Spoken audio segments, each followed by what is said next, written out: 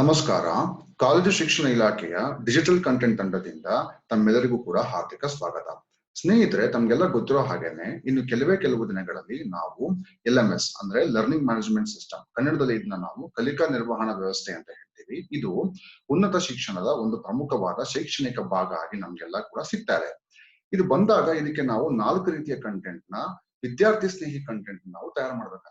ಅದರಲ್ಲಿ ಮೊದಲನೇದು PPT, ಎರಡನೇದು ಸ್ಟಡಿ ಮೆಟೀರಿಯಲ್, ಮೂರನೇದು ವಿಡಿಯೋ ಕಂಟೆಂಟ್ ಹಾಗೂ ನಾಲ್ಕನೇದು ನಾವು MCQ ಅಥವಾ ಮಲ್ಟಿಪಲ್ ಚಾಯ್ಸ್ ಕ್ವಶನ್ಸ್ ಅಂತ ಹೇಳಬಹುದು.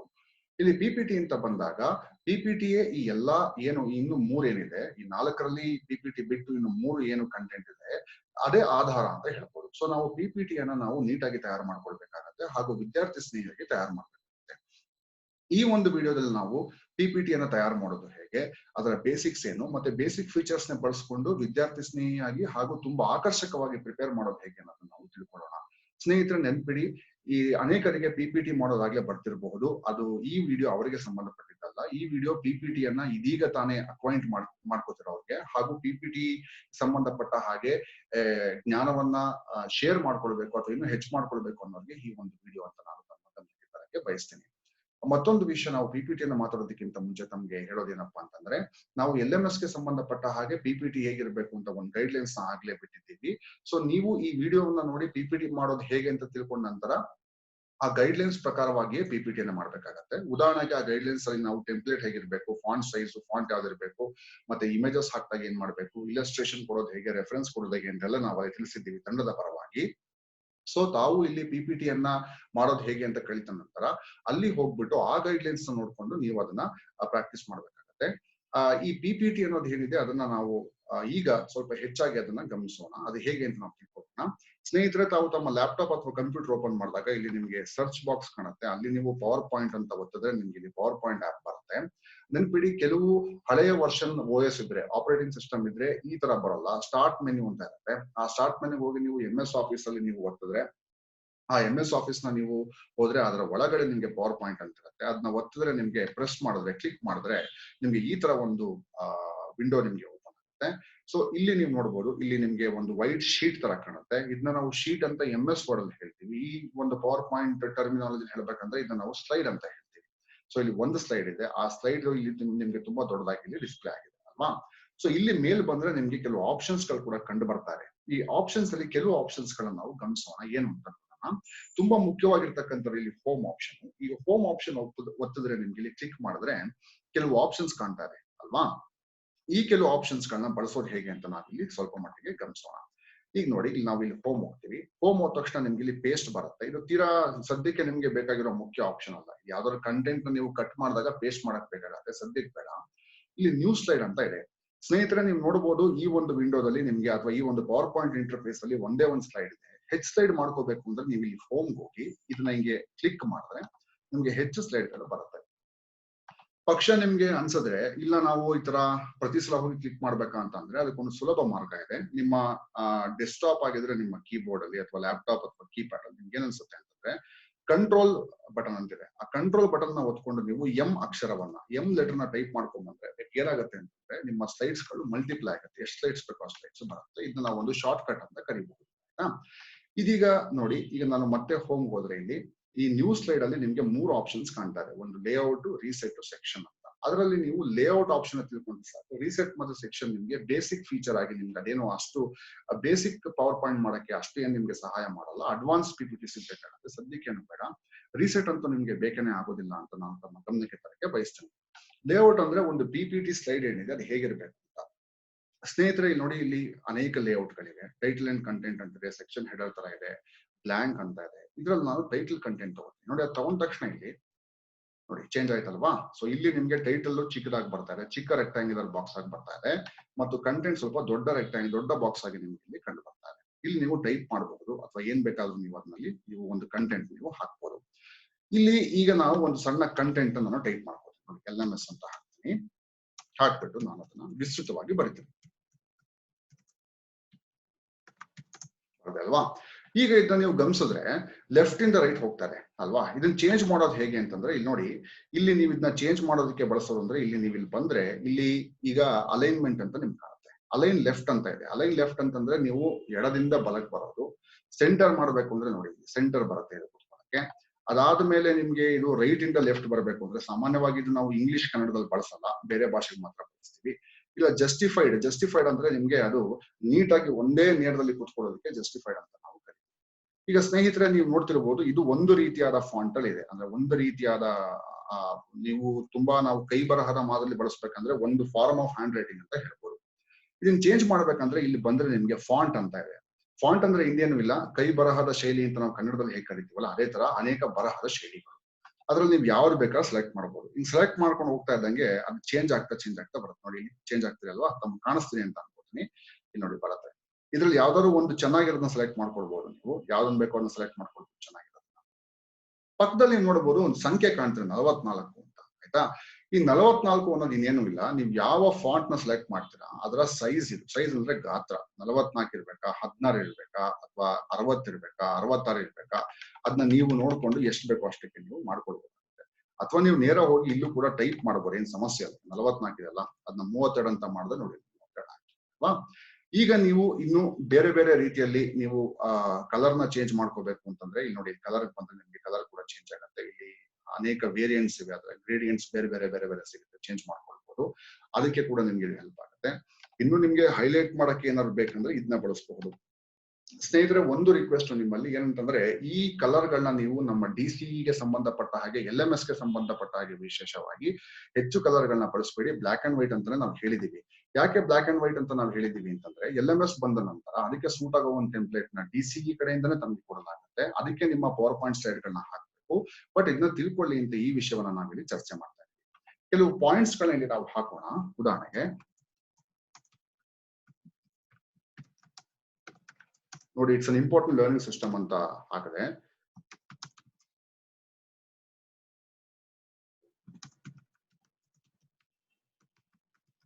It is a great initiative ಅಂತ ಎರಡನೇ ಪಾಯಿಂಟ್ ನಾನು ಹಾಕಿದೆ ಅಲ್ವಾ. ಈಗ ನೋಡಿ ಇದು ಯಾಕೆ ಹಾಕಿದೆ ಅಂತ ನಾನು ತಿಳಿಸ್ತೀನಿ.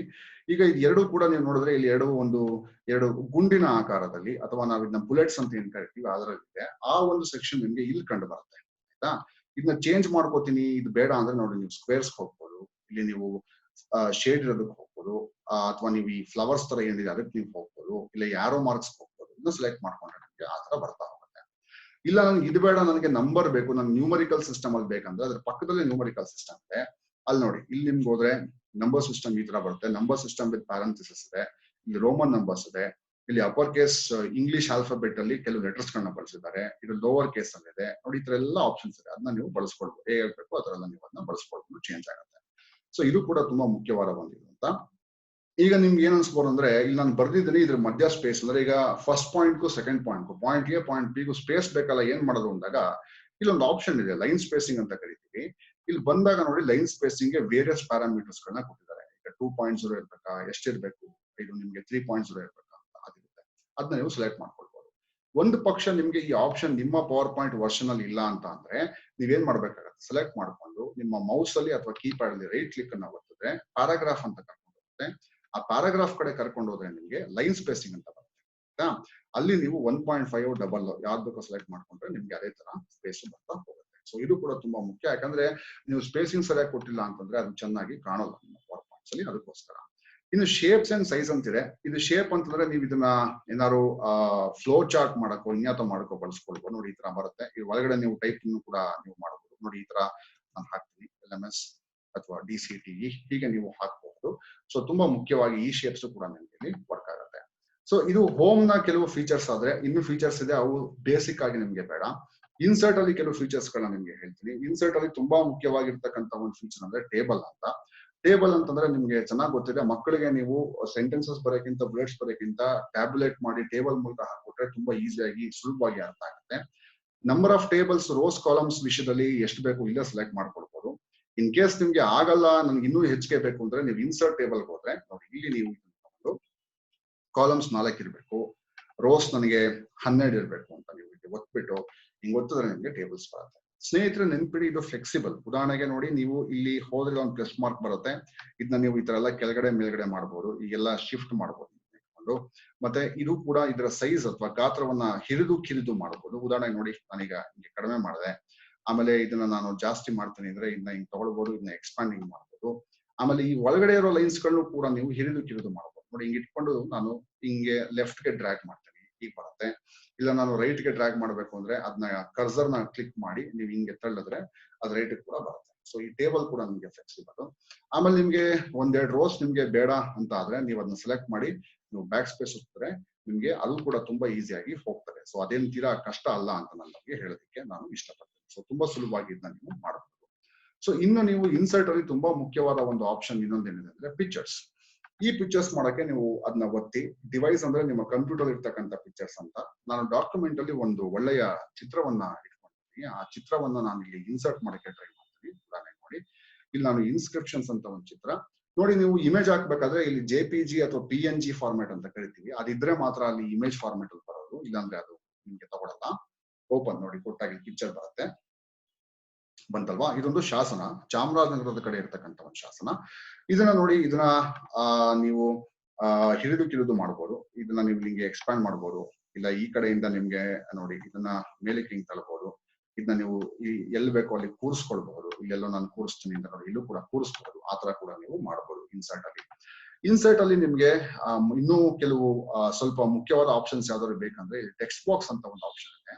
ಆ ಟೆಕ್ಸ್ಟ್ ಬಾಕ್ಸ್ ಅಂತ ಅಂದ್ರೆ ಏನಿಲ್ಲ, ನೀವು ಒಳಗಡೆ ಎಲ್ಲಾರು ಬರೆಯಕ್ಕೆ ನಿಮ್ಗೊಂದು ಬಾಕ್ಸ್ ಬೇಕು. ಆ ಬಾಕ್ಸ್ ಅಲ್ಲಿ ಟೆಕ್ಸ್ಟ್ ಬರೀತೀರಿ ಅಂದ್ರೆ ನೋಡಿ, ಇಲ್ಲೊಂದು ಕಡ್ಡಿ ತರ ಬರುತ್ತೆ, ಆರೋ ಮಾರ್ಕ್ ತರ ಕಡ್ಡಿ ಬರುತ್ತೆ, ಹಿಂಗ್ ಹಾಕೊಂಡು ನೀವು ಇಲ್ಲಿ ಬರೀಬಹುದು. ಈಗ ನಾನು ಇಲ್ಲಿ ಬರೆಯಕ್ ಹೋಗ್ತೀನಿ, ECT LMS ಪ್ರಾಜೆಕ್ಟ್ ಬಂತಲ್ವಾ. ಸೊ ಹಾಗೆ ನೋಡಿ, ಇನ್ನೊಂದು ಇಲ್ಲಿ ಅಕ್ಷರ ಸ್ಖಾಲಿತ್ಯ ಮಾಡಿದ್ರೆ ಅದೇ ತೋರ್ಸುತ್ತೆ ಆಟೋಮೆಟಿಕ್ ಆಗಿ. ಅದನ್ನ ನಾವು ಸ್ವಲ್ಪ ಗಮನಿಸ್ಬೇಕಾಗತ್ತೆ. UK ಮತ್ತು ಅಮೆರಿಕನ್ ಇಂಗ್ಲಿಷ್ ಚೇಂಜ್ ಆದ್ರೂ ಕೂಡ ಅದು ತೋರ್ಸುತ್ತೆ. ಆ ಸಂದರ್ಭದಲ್ಲಿ ನಾವು ಸ್ವಲ್ಪ ಹುಷಾರಾಗಿರ್ಬೇಕಾಗತ್ತೆ. ಇನ್ ಇನ್ಸರ್ಟ್ ಅಲ್ಲಿ ನಿಮ್ಗೆ ಇನ್ನೊಂದು ಮುಖ್ಯವಾದ ಆಪ್ಷನ್ ನಿಮ್ಗೆ ಬರೋದು ಹೆಡರ್ ಅಂಡ್ ಫುಟರ್ ಅಂತ. ಇದು ನೀವು ಹೆಚ್ಚು ಸದ್ಯದ ಪರಿಸ್ಥಿತಿಯಲ್ಲಿ ನೀವು ತಲೆ ಕೆಡಿಸ್ಕೊಳ್ಳೋದು ಬೇಡ. ಹೆಡರ್ ಅಂಡ್ ಫುಟರ್ ಅಂತಂದ್ರೆ ನಿಮ್ಗೆ ಹೇಳ್ತೀನಿ. ಹೆಡರ್ ಅಂತಂದ್ರೆ ನಿಮ್ಗೆ ಇದರ ಮೇಲ್ಭಾಗದಲ್ಲಿ ಈಗ ನೀವು ನೋಡಿರ್ಬೋದು ಪೇಜ್ ನಂಬರೋ ಸ್ಲೈಡ್ ನಂಬರೋ ಎಲ್ಲಾ ಇರುತ್ತಲ್ಲ, ಅದು ಬೇಕು ಅಂದಾಗ ನೀವು ಹೆಡರ್ ಬಳಸ್ಬೋದು. ಫುಟರ್ ಅಂತಂದ್ರೆ ಕೆಳಗಡೆಯ ಒಂದು ಭಾಗ, ಅಂದ್ರೆ ಆಲ್ಮೋಸ್ಟ್ ನಿಮ್ಗೆ ಪಾದದ ಭಾಗ ಅಂತ ಹೇಳ್ಬೋದು. ಈ ತರ ಒಂದು ಇಂಟರ್ಫೇಸ್ ಬರುತ್ತೆ. ಇಲ್ಲಿ ಟೈಪ್ ಮಾಡಿದ್ರೆ ನಿಮ್ಗೆ ಫುಟರ್ ನ ಇಲ್ಲಿ ಟೈಪ್ ಮಾಡಿದ್ರೆ ನಿಮ್ಗೆ ಅದು ಫುಟರ್ ಬರುತ್ತೆ. ಹೆಡರ್ನು ಕೂಡ ನೀವು ಇಲ್ಲಿ ಟೈಪ್ ಮಾಡ್ಕೊಂಡ್ರೆ ಬರುತ್ತೆ. ಅದು ನೀವು ನಮ್ಮ DCE ಸ್ಲೈಡ್ಸ್ ಗೆ ಅದನ್ನ ಸದ್ಯಕ್ಕೆ ಮಾಡ್ಬೇಕಾಗಿಲ್ಲ, ಯಾಕಂದ್ರೆ ಟೆಂಪ್ಲೇಟ್ ಕೊಟ್ಟ ಮೇಲೆ ಅದನ್ನ ನಾವು ನಿಮ್ಗೆ ತಿಳಿಸ್ತೀವಿ. ಇನ್ನು ನಿಮ್ಗೆ ಈ ವರ್ಲ್ಡ್ ಆರ್ಟ್ ಅಂತ ಇದೆ, ಇದು ಕೂಡ ಒಂದು ಡಿಸೈನ್. ಇದು ಕೂಡ ನಿಮ್ಗೆ ಇದನ್ನ ಎಕ್ಸ್ಪ್ಲೋರ್ ಮಾಡಬಹುದು. ನೀವು ಬರೆದಿರ್ತಕ್ಕಂಥ ಪದಗಳು ಬೇರೆ ಬೇರೆ ಡಿಸೈನ್ ಅಲ್ಲಿ ಬರೋಕೆ ಇರ್ತಕ್ಕಂಥ ಒಂದು ಆಪ್ಷನ್. ಮುಖ್ಯವಾಗಿ ನಿಮ್ಗೆ ಇಲ್ಲಿ ಈಕ್ವೇಶನ್ ಅಂತಿದೆ. ಈ ಈಕ್ವೇಶನ್ ಓದಿದ್ರೆ ನಿಮ್ಗೆ ಇಲ್ಲಿ ಈಕ್ವೇಶನ್ ನ ಟೈಪ್ ಮಾಡಬಹುದು. ಇಲ್ಲ ಅದೇ ಕೆಲವು ಈಕ್ವೇಶನ್ ನ ಕೊಡುತ್ತಾ ಅಂದ್ರೆ ಅದೇ ಕೂಡ ಕೆಲವು ಈಕ್ವೇಶನ್ ನ ನಿಮ್ಗೆ ಆಟೋಮೆಟಿಕ್ ಆಗಿ ಕೊಡುತ್ತೆ. ಕೆಲವು ಈಕ್ವೇಶನ್ಸ್ ಆಟೋಮೆಟಿಕ್ ಆಗಿದೆ, ಅದನ್ನ ಕೂಡ ನೀವು ಸೆಲೆಕ್ಟ್ ಮಾಡ್ಕೊಂಡು ಯಾವ ತರ ಬರೀಬೇಕು ಅದನ್ನ ಬರೀಬಹುದು. ಇನ್ನು ಡಿಸೈನ್ ಏನಿದೆ ಇದು ಮುಖ್ಯವಾದದ್ದು ಹೌದು. ನೋಡಿ, ಇಲ್ಲಿ ನಿಮ್ಮ ಸ್ಲೈಡ್ ಯಾವ ಡಿಸೈನ್ ಇರಬೇಕು ಅನ್ನೋದಕ್ಕೆ ಅದೇ ಕೆಲವು ಆಪ್ಷನ್ಸ್ ನ ಕೊಡುತ್ತೆ. ಆ ಆಪ್ಷನ್ಸ್ ಗಳನ್ನ ನೀವು ಯೂಸ್ ಮಾಡ್ಕೊಳ್ಬಹುದು. ನೋಡಿ, ಇದನ್ನ ತಗೊಂಡ್ರೆ ನೋಡಿ ನಿಮ್ಮ ಅಷ್ಟು ಸ್ಲೈಡ್ ಇದೇ ಡಿಸೈನ್ ಅಲ್ಲಿ ಬರುತ್ತೆ, ನೀವು ಚೇಂಜ್ ಮಾಡ್ಕೊಳ್ಬಹುದು ಆ ಡಿಸೈನ್ಸ್ ಗಳನ್ನ. ಬಟ್ ಸದ್ಯದ ಪರಿಸ್ಥಿತಿಯಲ್ಲಿ ನೀವು ನಮ್ಮ LMS ಗೆ ಬೇಕಾಗಿರೋ ಹಾಗೇನೆ ಬ್ಲಾಕ್ ಅಂಡ್ ವೈಟ್ ಅಲ್ಲಿ, ಅಂದ್ರೆ ನೀವು ವೈಟ್ ಬ್ಯಾಕ್ ಗ್ರೌಂಡ್ ಅಲ್ಲಿ ಬ್ಲಾಕ್ ಲೆಟರ್ಸ್ ಅಲ್ಲಿ ಬರ್ಕೊಟ್ರೆ ಸಾಕು. ಹೆಚ್ಚು ಡಿಸೈನ್ಸ್ ಗಳು ಬೇಡ, ಯಾಕಂದ್ರೆ ಟೆಂಪ್ಲೇಟ್ ಚೇಂಜ್ ಆಗುತ್ತೆ. ಸ್ನೇಹಿತರೆ, ಒಂದಿಡಿ ನೀವು ಇಲ್ಲಿ ಸ್ಲೈಡ್ ಸೈಜ್ ಅಲ್ಲಿ ನಿಮ್ಗೆ ಆಸ್ಪೆಕ್ಟ್ ರೇಷಿಯೋ ಡಿಫ್ರೆನ್ಸಸ್ ಬರುತ್ತೆ. ಈಗ ವೈಡ್ ಸ್ಕ್ರೀನ್ ಅಂತ ಏನಿದೆ, ಇದು ನಿಮ್ಗೆ ಗೂಗಲ್ ಮೀಟ್ ಅಲ್ಲಿ ಅಥವಾ ಬೇರೆ ಯಾವುದೇ ಮೀಟ್ ಅಲ್ಲಿ ನೀವು ಪ್ರೆಸೆಂಟ್ ಮಾಡ್ಬೇಕಾದ್ರೆ ಇದು ಅನುಕೂಲ. ಕ್ಲಾಸ್ ರೂಮ್ಸ್ ಅಲ್ಲಿ ಇದು ನಿಮ್ಗೆ ಅನುಕೂಲ ಅಂತ ನಾನು ನಿಮ್ಗೆ ಹೇಳ್ಬೋದು. ಇದನ್ನ ನೀವು ಎನ್ಶೂರ್ ಫಿಟ್ ಅಂತ ಕೊಟ್ರೆ ಒಳ್ಳೆ ಸೈಜ್ ನೋಡಿ, ಕ್ಲಾಸ್ ರೂಮ್ ಅಲ್ಲಿ ಇದು ನಿಮ್ಗೆ ಅನುಕೂಲ ಅಂತ ಹೇಳ್ಬೋದು. ಆತರ ನಿಮ್ಗೆ ಅಲ್ಲಿ ಬರುತ್ತೆ. ಸೊ ಇನ್ನು ಡಿಸೈನ್ ಇಷ್ಟ ಆಯ್ತು. ಟ್ರಾನ್ಸಿಷನ್ ಅಂದ್ರೆ ಇನ್ನೇನಿಲ್ಲ. ಟ್ರಾನ್ಸಿಷನ್ ಅಂದ್ರೆ ನೀವೇನ ಟೈಪ್ ಮಾಡಿರ್ತೀರ, ನೀವು ಟೈಪ್ ಮಾಡಿರ್ತಕ್ಕಂಥ ಪದಗಳು ಅಥವಾ ಟೆಕ್ಸ್ಟ್ ಗಳು ಏನಿರುತ್ತೆ, ಆ ಟೆಕ್ಸ್ಟ್ ಗಳು ಮತ್ತು ಪದಗಳು ಏನಿವೆ ಅದು ಯಾವ ರೀತಿಯಲ್ಲಿ ಬರಬೇಕು ಅನ್ನೋದಕ್ಕೆ ನಿಮ್ಗೆ ತುಂಬಾ ಮುಖ್ಯವಾಗಿ ಟ್ರಾನ್ಸಿಷನ್ಸ್ ಬೇಕಾಗುತ್ತೆ. ನೋಡಿ, ಪುಷ್ ಅಂದ್ರೆ ಯಾವ ತರ ಬರುತ್ತೆ ನಿಮ್ಗೆ, ಅಥವಾ ವೈಪ್ ಅಂದ್ರೆ ಯಾವ ತರ ಬರುತ್ತೆ ಅಂತ. ಇದನ್ನ ಎಷ್ಟು ಟ್ರಾನ್ಸಾಕ್ಷನ್ಸ್ ಬೇಕಾದ್ರೂ ನೀವು ಸೆಲೆಕ್ಟ್ ಮಾಡಬಹುದು. ಬಟ್ ನಮ್ಮ ರಿಕ್ವೆಸ್ಟ್ ಏನಂತಂದ್ರೆ ಇದನ್ನ ನೀವು ಬಳಸಬೇಡಿ. ಯಾಕೆ ಇದನ್ನ ಬಳಸಬೇಡಿ ಅಂತ ನಾನು ನಿಮ್ಗೆ ರಿಕ್ವೆಸ್ಟ್ ಮಾಡ್ತಾ ಇದ್ದೀನಿ ಅಂದ್ರೆ, ಇದು ಸ್ವಲ್ಪ ಸಮಯ ತಗೊಳ್ತಾರೆ. ಎಲ್ಲಿ ಸಮಯ ತಗೊಳ್ತಾರೆ ಇದು ಅಂತಂದ್ರೆ, ಡಿಸ್ಪ್ಲೇ ಆಗ್ಬೇಕಾದ್ರೆ ನೀವು ಎಂಟ್ರ್ ಒತ್ತಬೇಕಾಗತ್ತೆ ಅಥವಾ ಸ್ವಲ್ಪ ಮಟ್ಟದ ಸಮಯವನ್ನ ತಗೊಳುತ್ತೆ. ಅದಕ್ಕೋಸ್ಕರ ನೀವು ಹೆಚ್ಚು ಇದನ್ನ ಮಾಡೋ ಅವಶ್ಯಕತೆ ಬರೋದಿಲ್ಲ. ಬಟ್ ಇದನ್ನ ತಿಳ್ಕೊಳ್ಳಿ. ಇನ್ನು ಆನಿಮೇಷನ್ ಅಂತಂದ್ರೆ, ನೀವು ಬಳಸಿರ್ತಕ್ಕಂಥ ಚಿತ್ರಗಳಿರ್ಬೋದು ಅಥವಾ ಪದಗಳಿರ್ಬೋದು, ಅದು ಯಾವ ತರ ಆನಿಮೇಟ್ ಆಗ್ಬೇಕು ಅನ್ನೋದನ್ನ ತೋರಿಸುತ್ತೆ. ಇದು ಕೂಡ ನೀವು ಸ್ವಲ್ಪ ಮಟ್ಟಿಗೆ ತಿಳ್ಕೊಳ್ಬಹುದು. ಬಟ್ ನಮ್ಮ DCಯ LMS ಸ್ಲೈಡ್ ಗೆ ಸದ್ಯದ ಪರಿಸ್ಥಿತಿಗಳು ಬೇಕಾಗಲ್ಲ. ಇನ್ನು ಸ್ಲೈಡ್ ಶೋ ಅಂದ್ರೆ, ನೀವು LMS ಪಾಠ ಮಾಡ್ತೀವಿ, LMS ನಿಂದ ನೀವು ಪಾಠ ಮಾಡ್ತಿರ್ಬೇಕಾದ್ರೆ ನೀವು ನಿಮ್ಮ ಸ್ಲೈಡ್ ಶೋನ ಓಪನ್ ಮಾಡ್ಬೇಕಾದ್ರೆ ಫ್ರಮ್ ಬಿಗಿನಿಂಗ್ ಅಂತಂದ್ರೆ ಮೊದಲನೇ ಸ್ಲೈಡ್ ಇಂದ ತೋರಿಸ್ಬೇಕಾ, ಫ್ರಮ್ ಕರೆಂಟ್ ಸ್ಲೈಡ್ ಅಂದ್ರೆ ಈಗ ನೋಡಿ ನಾವು 4ನೇ ಸ್ಲೈಡ್ ಇದ್ದೀವಿ, ಅಲ್ಲಿಂದ ಸ್ಲೈಡ್ ಶೋ ಬಿಗಿನ್ ಆಗ್ಬೇಕನ್ನೋದನ್ನ ನಿಮಗೆ ತೋರಿಸುತ್ತೆ. ಈ ಎರಡು ಮಾಹಿತಿಗಳು ನಿಮ್ಗೆ ಇಲ್ಲಿ ಸಿಕ್ಕರೆ ಸಾಕು. ಇನ್ನು ರಿವ್ಯೂ ಮತ್ತೆ ವ್ಯೂ ಅಂತ. ರಿವ್ಯೂ ಅಂತಂದ್ರೆ ಅಲ್ಲಿ ಬರ್ದಿರ್ತಕ್ಕಂಥದನ್ನ ರಿವ್ಯೂ ಮಾಡೋ ರೀತಿ ಒಂದಿದು, ಕಮೆಂಟ್ ಹಾಕ್ಬೋದಾ ಅಥವಾ ಸ್ಪೆಲ್ಲಿಂಗ್ಸ್ ಏನ್ ನೋಡೋದಾ ಅಂತ. ಇದು ಏನು ಯಾಕಂದ್ರೆ ಸ್ಪೆಲ್ಲಿಂಗ್ಸ್ ಆಟೋ ಚೆಕ್ ಆಗೋದ್ರಿಂದ ನೀವೇನು ಅಷ್ಟು ಅದರ ಬಗ್ಗೆ ವರಿ ಮಾಡೋ ಅವಶ್ಯಕತೆ ಇಲ್ಲ.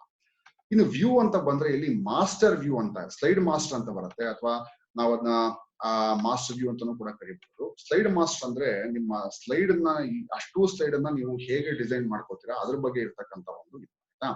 ಇಲ್ಲೇನಾಗುತ್ತೆ ಅಂದ್ರೆ ನೀವು ಮಾಸ್ಟರ್ ವ್ಯೂಗೆ ಹೋಗಿ ಇಲ್ಲೇನೇ ನೀವು ಬದಲಾವಣೆ ಮಾಡಿದ್ರು ಅಷ್ಟು ಸ್ಲೈಡ್ ಗಳಲ್ಲಿ ಆ ಭಾಗ ಬದಲಾವಣೆ ಆಗ್ತಾ ಹೋಗುತ್ತೆ. ನೀವು ಇಲ್ಲಿ ಈಗ ಅಕಸ್ಮಾತ್ ಇದನ್ನ 12 ಅಂತ ಕೊಟ್ರೆ, 18, 14 ಅಂತ ಕೊಟ್ರೆ ಎಲ್ಲಾ ಸ್ಲೈಡ್ ನ ಟೈಟಲ್ ಗಳು ಚೇಂಜ್ ಆಗುತ್ತೆ. 14 ಫಾಂಟ್ ಸೈಜ್ ಗೆ ಚೇಂಜ್ ಆಗುತ್ತೆ. ಸೊ ಮಾಸ್ಟರ್ ವ್ಯೂ ಅಂತ ಇದು ಕೆಲವು ಕಡೆ ಇರೋದಿಲ್ಲ, ನೀವು ಹೆಚ್ಚು ತಲೆ ಕೆಡಿಸ್ಕೊಳ್ಳೋ ಅವಶ್ಯಕತೆ ಇಲ್ಲ. ಕೆಲವು ಕಡೆ ಇರುತ್ತೆ, ಕೆಲವು ಕಡೆ ಇರೋದಿಲ್ಲ ಅಂತ ಹೇಳ್ಬೋದು. ಸೊ ಇಷ್ಟು ಪಿಪಿಟಿಯ ಬೇಸಿಕ್ಸ್. ಇದನ್ನ ಮುಗಿಸೋಕ್ಕಿಂತ ಮುಂಚೆ 2 ವಿಷಯಗಳನ್ನ ತಮಗೆ ಹೇಳೋದಕ್ಕೆ ಇಷ್ಟಪಡ್ತೀನಿ. ಒಂದೇನಪ್ಪಾ ಅಂತಂದ್ರೆ ಸ್ನೇಹಿತರೆ, ದಯವಿಟ್ಟು ಗಮನಿಸಿ, ಪಿಪಿಟಿ ಅಂದ್ರೆ ಬುಲೆಟ್ ಪಾಯಿಂಟ್ಸ್. ಆಯ್ತಾ? ನಾವು ಅದರಲ್ಲಿ ತುಂಬಾ ಚಿಕ್ಕದಾಗಿ ಪ್ರಿಸೈಸ್ ಆಗಿ ಹೇಳ್ಬೇಕಾಗತ್ತೆ. ನಾವಲ್ಲಿ ಲೇಖನ ಬರೆದಿರೋ ತರ ನಾವು ಪುಟಗಟ್ಲೆ ಬರೆಯೋಕ್ಕಾಗಲ್ಲ, ಅಥವಾ ಪ್ಯಾರಾಗ್ರಾಫಿಕ್ ಸ್ಟ್ರಕ್ಚರ್ ನ ಬರೆಯೋಕ್ಕಾಗಲ್ಲ. ಸೊ ನಾವು ಬುಲೆಟ್ ಪಾಯಿಂಟ್ಸ್ ಅಲ್ಲೇ ಹಾಕ್ಬೇಕಾಗತ್ತೆ. ಇದು 1ನೇ ಪಾಯಿಂಟ್. 2ನೇ ಪಾಯಿಂಟ್, ನೀವು ಇದನ್ನ ಸೇವ್ ಮಾಡೋದು ಹೇಗೆ ಅಂತ ಅಂದಾಗ ಇಲ್ಲಿ ಫೈಲ್ ಅಂತ ಹೋದ್ರೆ ಸೇವ್ ಆಸ್ ಅಂತ ಇರುತ್ತೆ. ಅಲ್ಲಿ ಸೇವ್ ಆಸ್ ಗೆ ನೀವು ಒತ್ತಿದಾಗ ಅಲ್ಲಿ ಎಲ್ಲಿ ಸೇವ್ ಮಾಡ್ಬೇಕು ಅಂತ ಕೇಳುತ್ತೆ. ಡೆಸ್ಕ್ಟಾಪ್ ಡಾಕ್ಯುಮೆಂಟ್ಸ್ ಹೇಗೆ. ಸೊ ನೀವು ಡಾಕ್ಯುಮೆಂಟ್ಸ್ ಅಂತ ಒತ್ತಿದ್ರೆ ಇಲ್ಲಿ ಫೈಲ್ ನೇಮ್ ಕೊಡಿ. ಉದಾಹರಣೆಗೆ ನಾನು ಸೆಷನ್ 1 ಪಿಪಿಟಿ ಮಾಡ್ತಾ ಇದ್ದೀನಿ ಅಂತಂದ್ರೆ ಸೆಷನ್ 1 BA ಎಕನಾಮಿಕ್ಸ್ ಪಿಪಿಟಿ ಅಂತ ನೀವು ಮಾಡಬಹುದು. ಅದಾದ ನಂತರ ನೀವು ಇಲ್ಲಿ ಅದನ್ನ ಸೇವ್ ಕೊಟ್ರೆ ನೋಡಿ ಇಲ್ಲಿ ಮೇಲ್ಗಡೆ ಏನಾಗುತ್ತೆ, ಅದೇ ಹೆಸರು ಬಂದಿಲ್ಲಿ ಸೇವ್ ಆಗುತ್ತೆ ಅಲ್ವಾ. ಅದಾದ್ಮೇಲೆ ಫೈಲ್ ಅಲ್ಲಿ ನಿಮ್ಗೆ ಓಪನ್ ಅಂತ ಇದೆ. ಓಪನ್ ಅಂತ ಒತ್ತಿದ್ರೆ ಆಗ್ಲೇ ಮಾಡಿರುವ ಪಿಪಿಟಿಗಳನ್ನ ಓಪನ್ ಮಾಡೋದಕ್ಕೆ ಇರ್ತಕ್ಕಂಥ ಒಂದು ನ್ಯೂ ಅಂದ್ರೆ ಹೊಸ ಸ್ಲೈಡ್ ಏನಾದ್ರು ಬೇಕಾ, ಹೊಸ ಸ್ಲೈಡ್ ಅಂದ್ರೆ ಹೊಸ ಪಿಪಿಟಿ ಏನಾದ್ರು ಬೇಕಾ ಅನ್ನೋದಕ್ಕೆ ಕೇಳೋದು. ಇನ್ನು ಪ್ರಿಂಟ್ ಆಪ್ಷನ್ ನಿಮ್ಗೆ ಸ್ಲೈಡ್ ನ ಪ್ರಿಂಟ್ ಮಾಡ್ಕೊಡುತ್ತೆ ಅಂತ ಹೇಳ್ಬೋದು.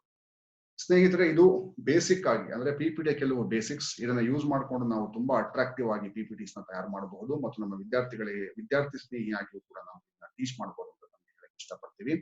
ಇನ್ನೇನು ಕೆಲವೇ ದಿನಗಳಲ್ಲಿ ಘನ ಕರ್ನಾಟಕ ಸರ್ಕಾರದ ಕನಸಾದ LMS ಶಿಕ್ಷಣದ ಒಂದು ಪ್ರಮುಖ ಅಂಗ ಆಗಲಿದೆ. ಇದನ್ನ ಯಶಸ್ಸುಗೊಳಿಸಕ್ಕೆ ನಾವೆಲ್ಲರೂ ಕೂಡ ಅವಿರತ ಶ್ರಮ ಹಾಕ್ಬೇಕು ಅಂತ ಹೇಳ್ತಾ ನಮ್ಮ ಈ ಟ್ರೈನಿಂಗ್ ವಿಡಿಯೋನ ಮುಗಿಸ್ತಾ ಇದೀವಿ. ಡಿಜಿಟಲ್ ಕಂಟೆಂಟ್ ತಂಡದಿಂದ, DCE ಕಾಲೇಜು ಶಿಕ್ಷಣ ಇಲಾಖೆಯ ಡಿಜಿಟಲ್ ಕಂಟೆಂಟ್ ತಂಡದಿಂದ ತಮ್ಮೆಲ್ಲರಿಗೂ ಕೂಡ ಅನಂತ ವಂದನೆಗಳು. ನಮಸ್ಕಾರ.